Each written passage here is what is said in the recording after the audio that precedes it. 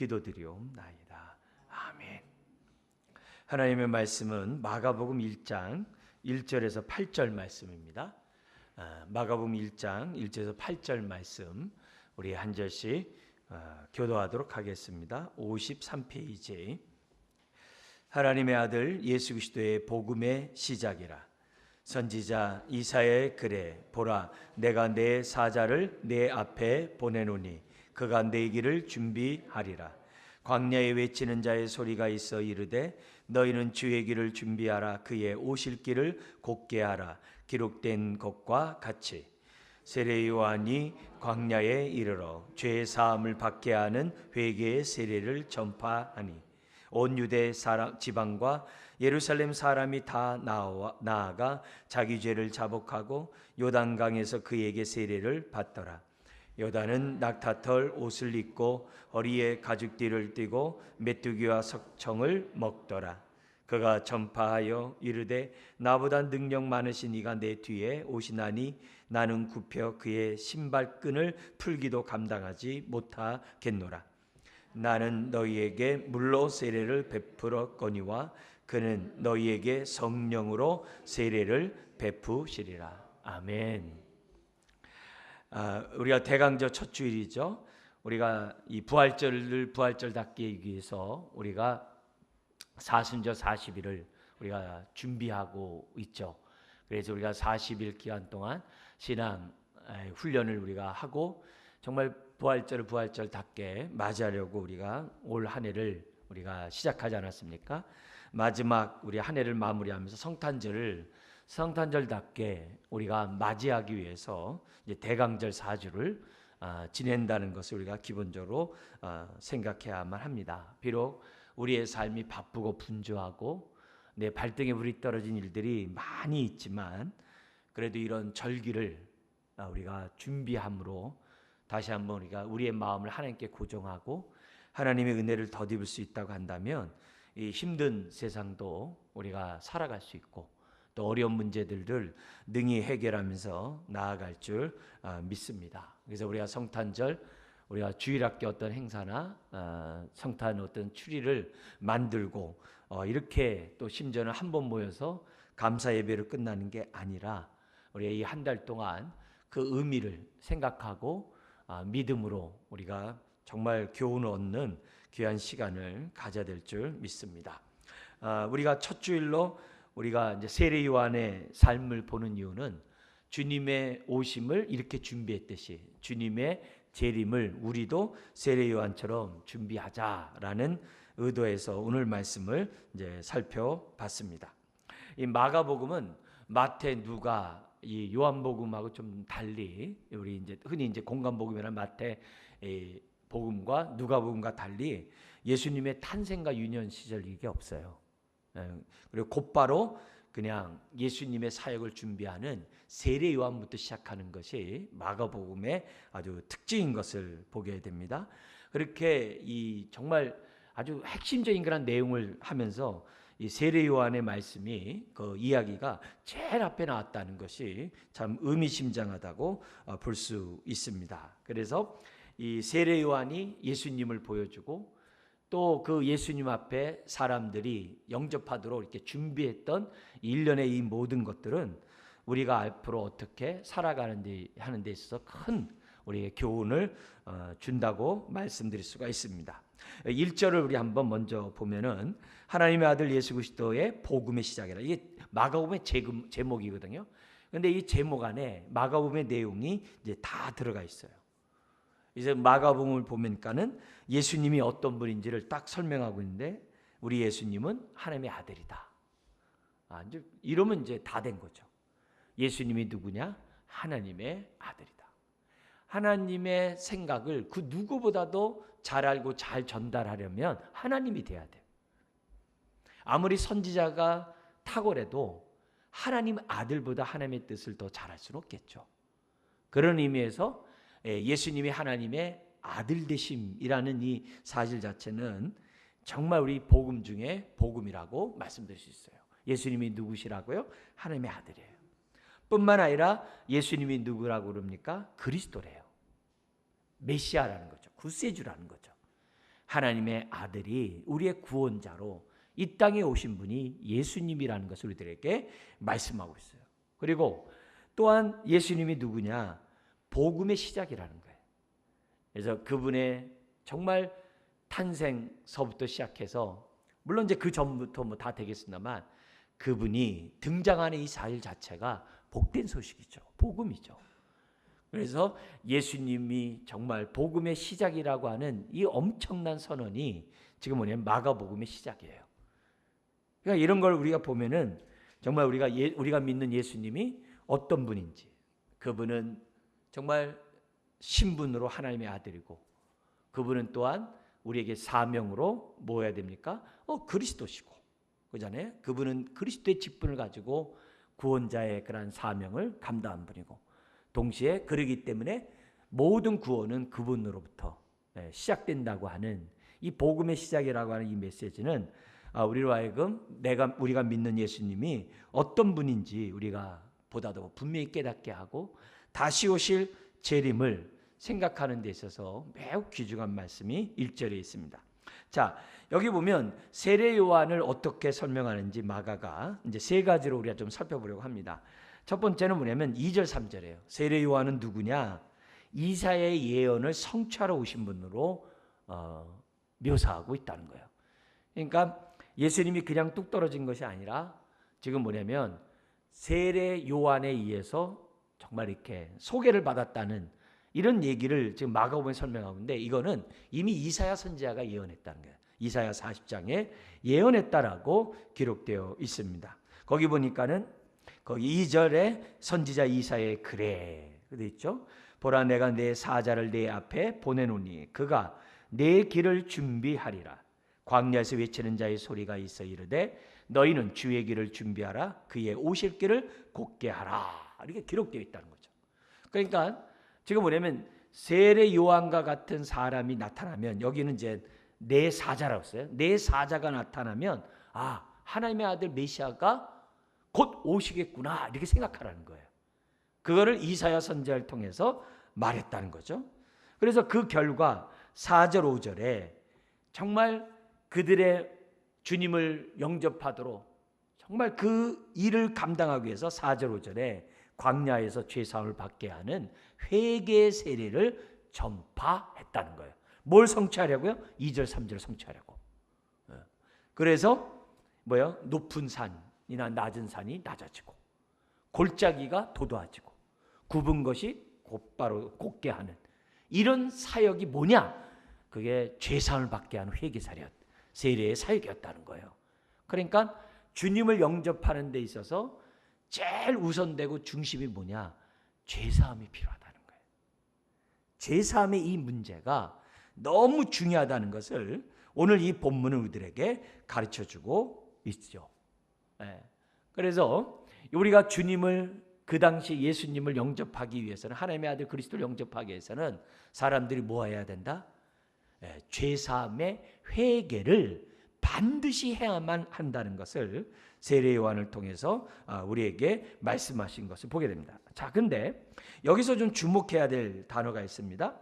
여기 2절에 내가 내 사자, 이렇게 주의 사자를 내 앞에 보내리니 이렇게 돼 있어요.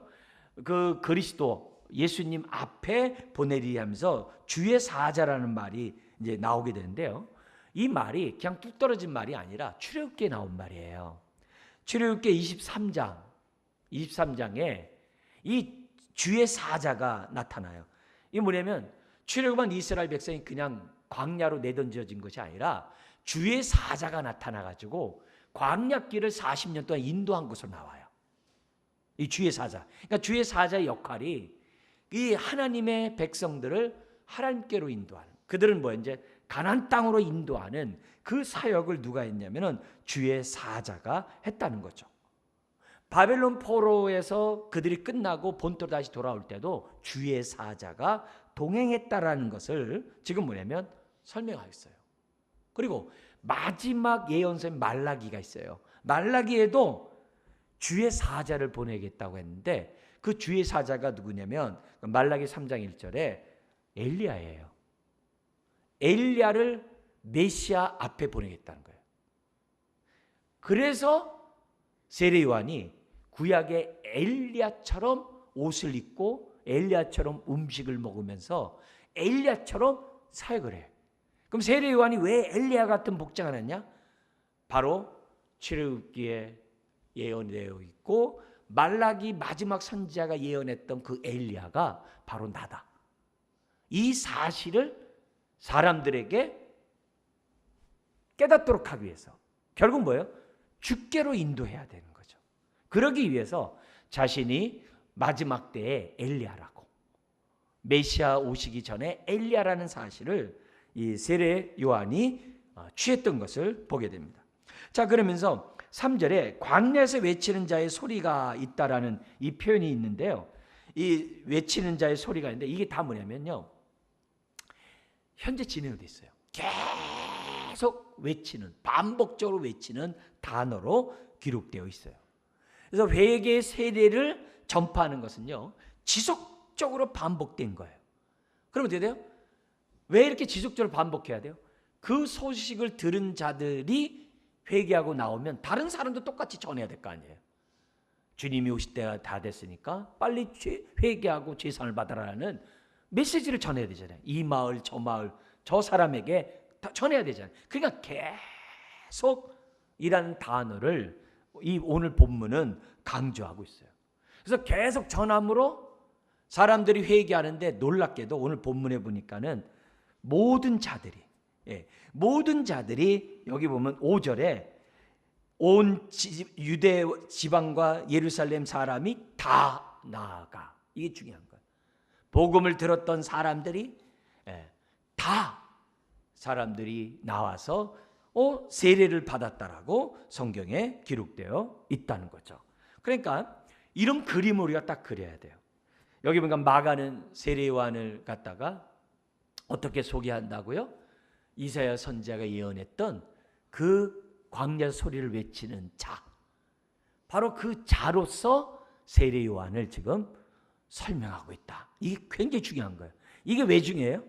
그래야 이 세례 요한이 증거하는 예수님이 하나님의 아들 그리스도임이 증명되는 거예요. 그래서 이게 마가는 이렇게 세례 요한에 대한 사건을 강조하고 있는 거예요. 두 번째는 마가는 이 세례 요한의 사건으로서 뭘 강조하고 있냐면 6절 상반절이에요. 세례 요한은 말라기 3장에서 예언했던 그 엘리야와 같은 사람이라는 것을 지금 증명하는 거예요. 엘리야와의 그 예언된 그 마지막 때 오신 엘리야가 바로 누구냐면 세례 요한이라는 사실을 지금 두 번째로 증명해요. 왜 이게 중요해요? 그래야 세례 요한이 증거하는 예수님이 참된 메시아가 되거든요. 그래서 엘리야의 얘기를 하는데요. 여기 6절 같이 한번 읽어볼까요? 요한은 낙타털 옷을 입고 허리에 가죽띠를 띠고 메뚜기와 성청을 먹더라. 이게 이제 열왕기 하에 나와 있는 그런 사건을 갖다가 기본적으로 이렇게 인용해서 기록됐던 것을 보게 됩니다. 여기 보면은 엘리야의 의상이 열왕기하 우리가 다 찾지 않았습니다만 열왕기하 1장에 보면은 이렇게 돼 있어요. 1장 8절에 저희가 대답하되 그는 털이 많은 사람인데 허리에 가죽띠를 띠었더이다. 왕이 가르되 그는 디셉 사람 엘리야로다. 딱 그래요. 근데 엘리야라는 그 복장을 오늘 지금 뭐냐면 그대로 6절에 세례 요한이 하고 있다는 거죠. 왜요? 말라기의 마지막 메시아 전에 온 엘리야가 바로 세례 요한인 것을 자신이 증거하기 위해서 했다는 것을 우리들에게 보여주고 있습니다. 여기 보면은 3장 1절과 말라기 3장 1절과 말라기 4장 5절 6절을 연합해서 한번 읽어드릴게요. 3장 1절에 이렇게 시작돼요. 만군의 여호와가 이르노라 보라 내가 내 사자를 보내리니 그가 내 앞에서 길을 예배할 것이요. 하나님 앞에서 길을 예배하는 것으로 딱 기록되어 있어요.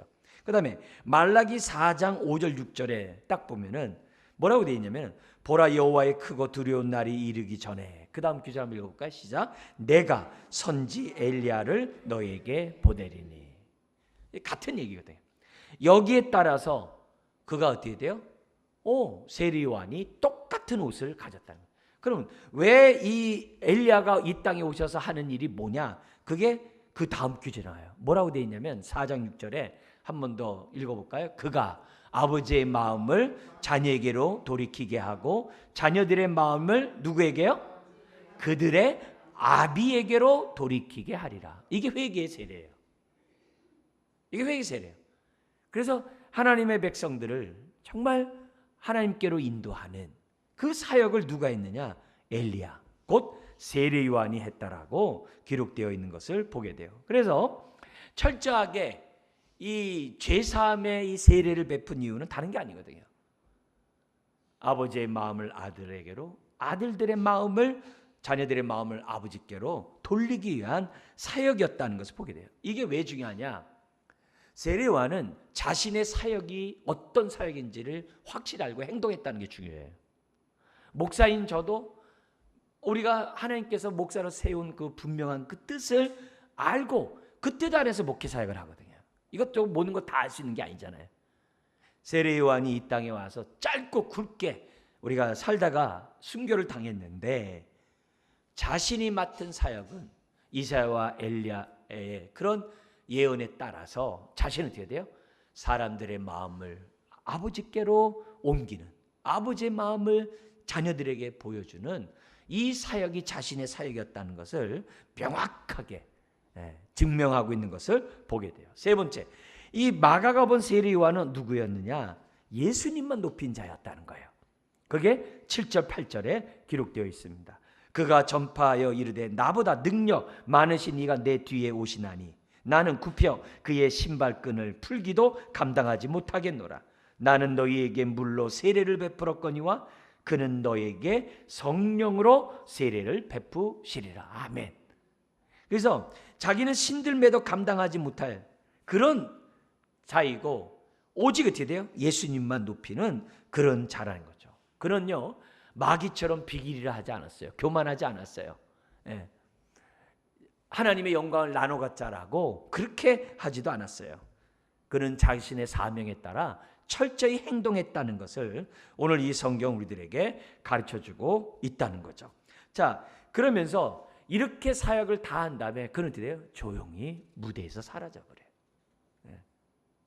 자, 그렇다면 이 세 가지로 우리가 봤던 이 세례 요한의 모습이 오늘 성탄을 준비하는 저와 여러분들이 어떤 마음으로 준비해야 되는가?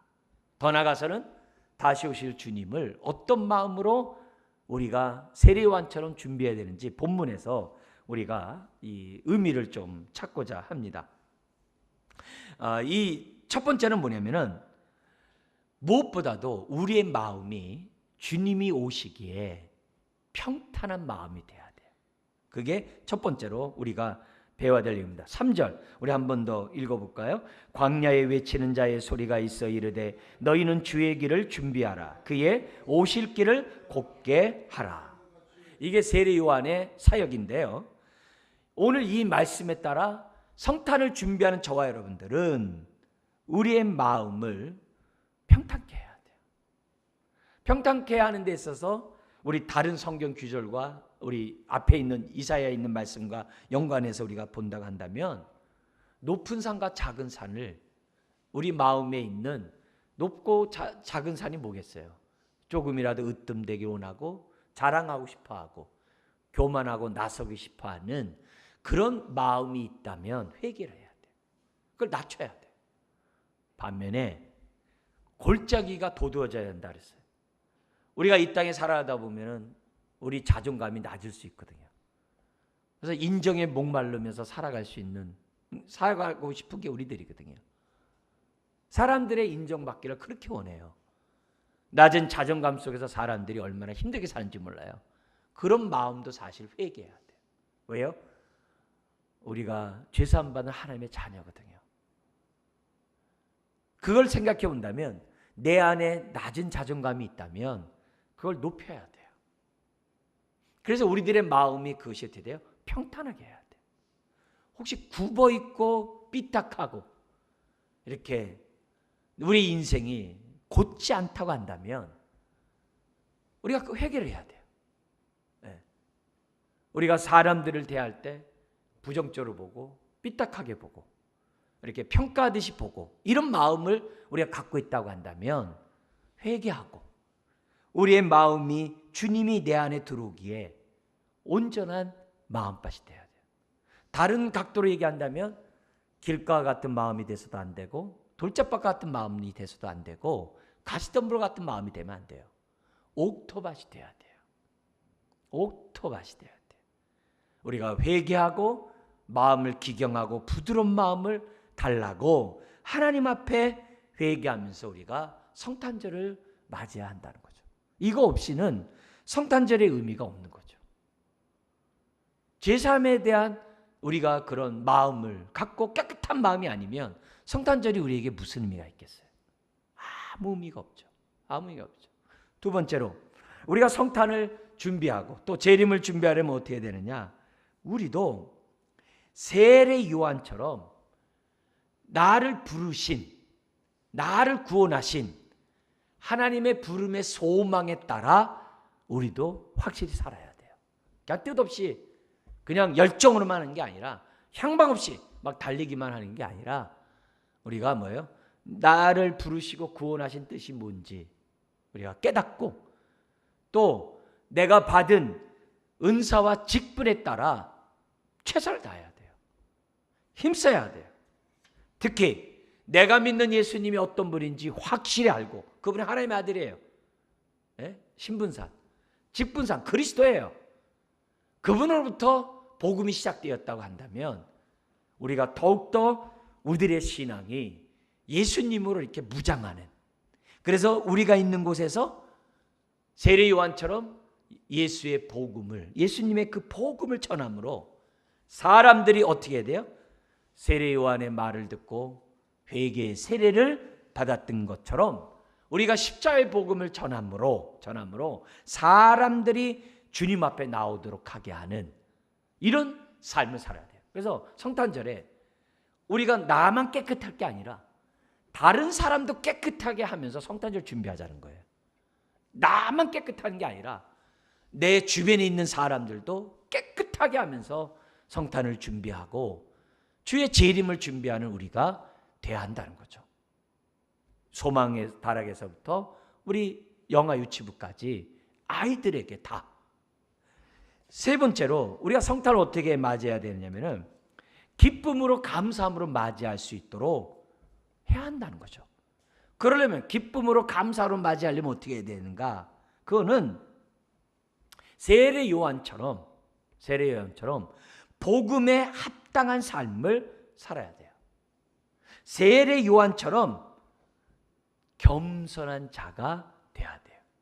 나는 예수님의 신들매도 신발끌도 풀게도 감당하지 못하고 오직 예수님만 높이고자 했던 그 신앙을 본받아야 돼요.